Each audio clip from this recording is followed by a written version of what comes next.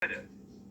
Visa, I have a copy of the Visa credit card agreement from the SEC website that says that. Then they set up a Delaware statute forward the cash flow payment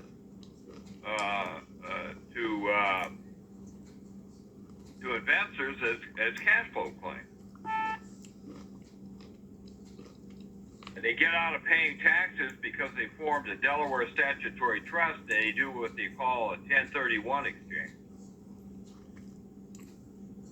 Which means that if you read that, it's in Title 26, Section 1031, they exchange credits for credits or debits for debits. But that's not what they're really doing. That's just a front. Just like they went from securitization to Delaware statutory trust.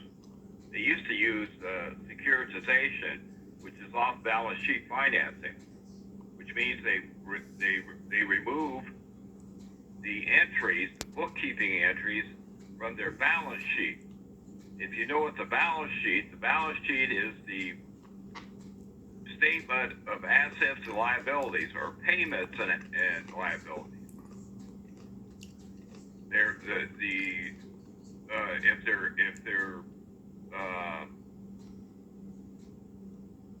If they're credits, you have two sides of the accounting ledger. You have a liability and an asset column. If it's a payable or a receivable, payables are assets to the depositor, and receivables are liabilities to the depositor.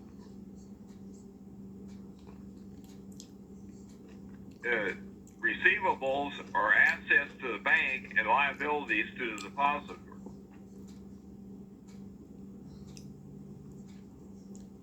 And you can't have a liability where you don't have any money. So it's all a tax issue. And what do I mean by tax issue? It's income. It tells you, when they send you a bill, it tells you how much of your income they're using. And nobody ever claims the income, so they get away with it. So you send them money, and they forward the money that you send them to investors as cash flow claims. None of the money that you send to these people pays for anything.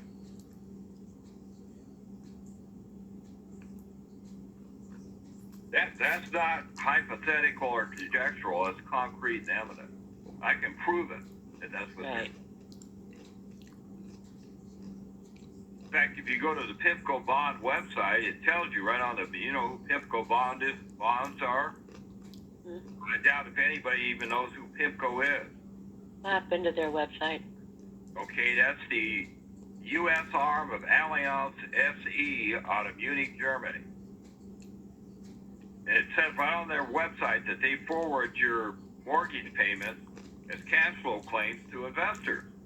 So you're not making payments on a mortgage, you're making payments on an investment contract. And if you read your deed of trust, it has a 30-year maturity. It says that on the note. If you go to 15 U.S.C. 78 CA 10, it says all notes are securities, except those with a maturity of 9 months or less. That's the exclusion rule. So the only securities that are notes with a maturity of 9 months or less. All notes have a maturity of 30 years or more. I've seen them as low as 12 months. Then it goes to 15 years, 20 years, 30 years.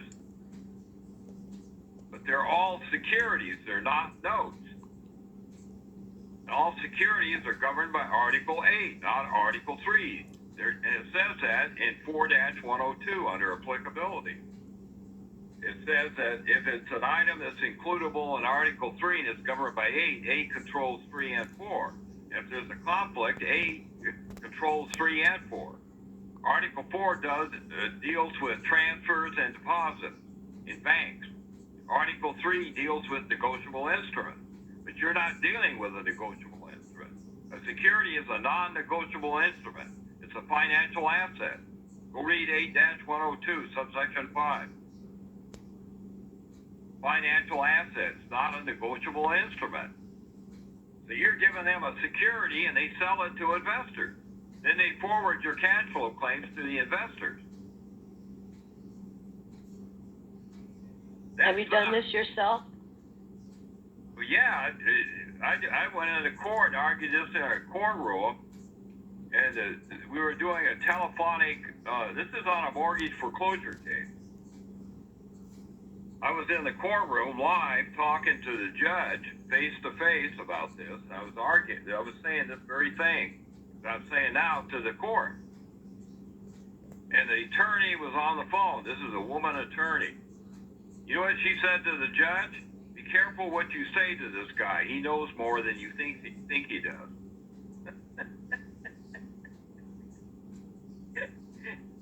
What does that tell you? I guess the judge knows you fairly well. Well, she was acknowledging that I knew what I was talking about. I've talked to this woman on the phone. All these attorneys, everybody goes in there and argues. Nobody goes in there and says, I was never loaned any money. I can prove that nobody was ever loaned any. In fact, I can prove that there isn't any money. And if you read your deed of trust, it says that it's not payable until maturity. And any delinquency in payment can be paid at maturity.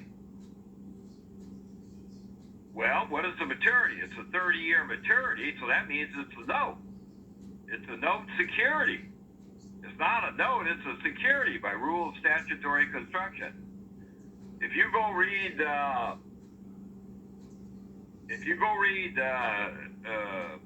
the exclusion rule and the rule of statutory construction, if it's included in the definition of a security, it's excluded from the definition of a note, and conversely.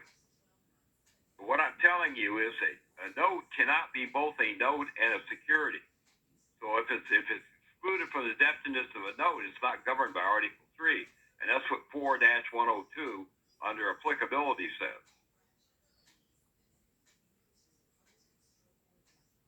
It's not a negotiable instrument. It's a financial asset. So nobody goes in there and denies that they ever received the loan.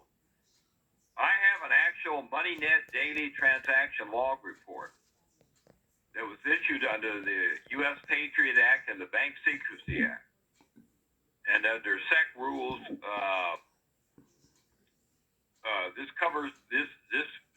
this applies to all brokers that do brokering. Under the SEC rules, they have to file they're called currency money instrument reports. CMIRs is what they're called.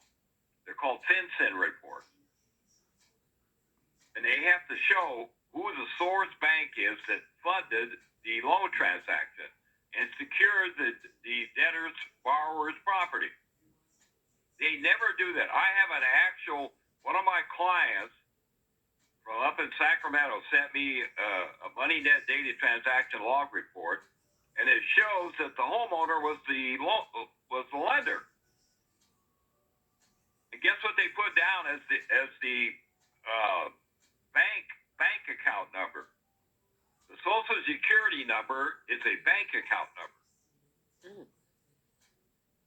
I can prove to anybody that I can tell you what bank your account is in and how much is in the bank account.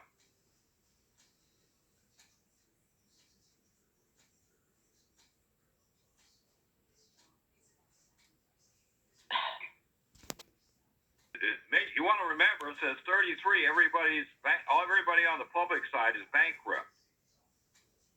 They're debtors in possession under Chapter 11 reorganization, acting as trustees to the bankrupt estate.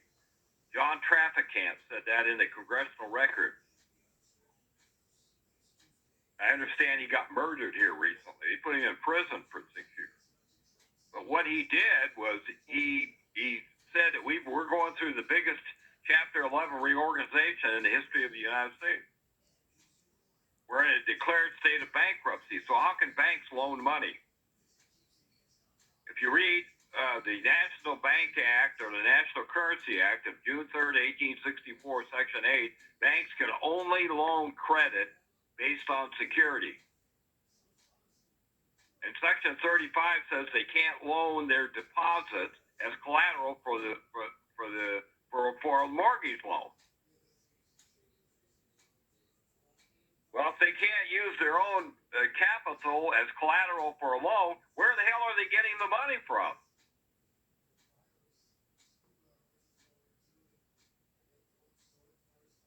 By lending it. They can't. What are they lending? Well, that's what it says on the website. It's a loan that I have received. You notice that nobody from the bank signs any of the loan documents?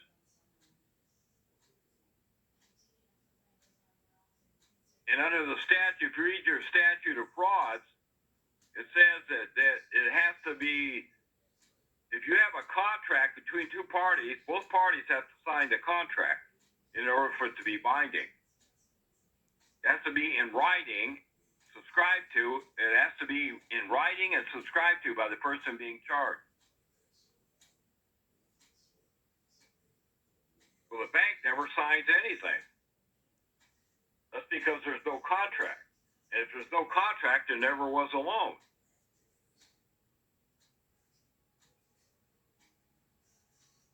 Another thing, if you read your deed of trust or your note, they both have it in there. It says that they loaned you, for a loan that I have received, I promise to pay back $240,000 US. Ask anybody on this call what US means. I bet there isn't one person on this call that can answer that. What does it mean, then? Units of silver, Spanish mill dollar, adopted and implemented into the Coinage Act of 1792. 23.25 grams is a dollar of gold. Mm-hmm. And a certain grainage, if you use standard or troy ounces, a certain grainage of silver, I think it's 416.5. I don't know if it's troy or standard. It's been a while since I looked at that. But a certain grainage of silver is a dollar of silver. So a dollar is a unit of measurement. It's an intangible. It's not a tangible. So what does that tell you? You have a gold clause. What does HJR 192 say? Codified to 31 USC 5118 D2.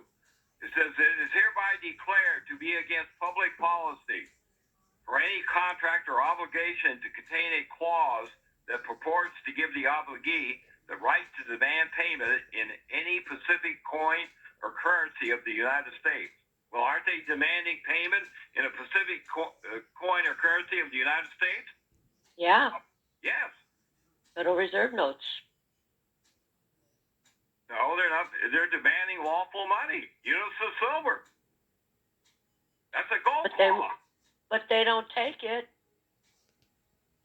What do you mean they don't take it? If you go to make your mortgage payment with gold or silver, they won't take it at the bank. That's because gold and silver is no longer money.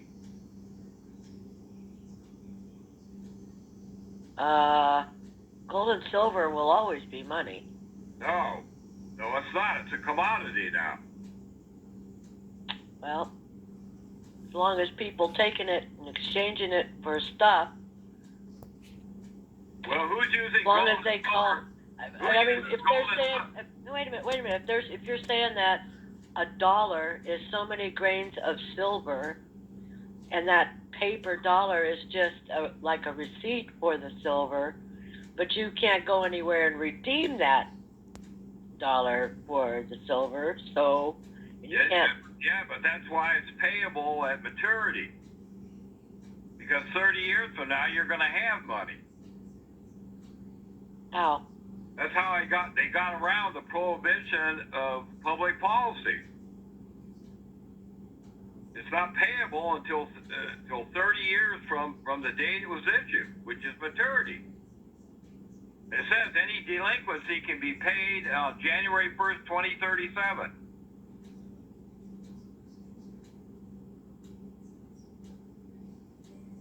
What does that tell you? you can't have a contract with a go clause in it. So to get around that, they made it a futures contract. A futures contract doesn't violate public policy. What is public policy? Bankruptcy. So to get around the prohibition of the go clause, they made it a futures contract. They made it payable 30 years from maturity, or from closing, which is maturity. If you read any loan documents, all of them are payable at maturity. I'm gonna have to go over mine again and check that out. Just take my word for it. Nobody reads anything. I haven't met one person in 50 years that's ever read a deed of trust. Well, I've read it several times, but I'm getting old now. My memory's not so well, so I have to go read it again. That's because you're dehydrated. Go buy a Turapur pitcher with water in it. When you pour tap water into the pitcher, it ionizes, it activates the hydrogen ions, which are protons. And it pushes the water across the membrane or segment of the cell. That's how you hydrate the body. You haven't drank any, there is not one store in the United States that sells hydrogen ionized water. You have to make it. What was the name of that? Everybody that drinks water is dehydrated. What did you say I should get? What is it called? Turapur. Turapur.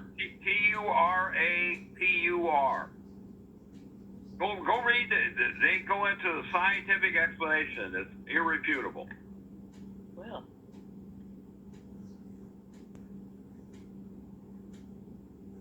John Ellis makes a machine that does that. I have a machine. It's a $2,500 machine. It's a number 5 Ellis course. Everything is a tax. How many people know what revenue is? How many Revenue? Yeah, revenue. How many people know what venue is? Venue is principal, revenue is interest. Income is the return. That's why they call it there's two words, income. That's the return of venue back to principal.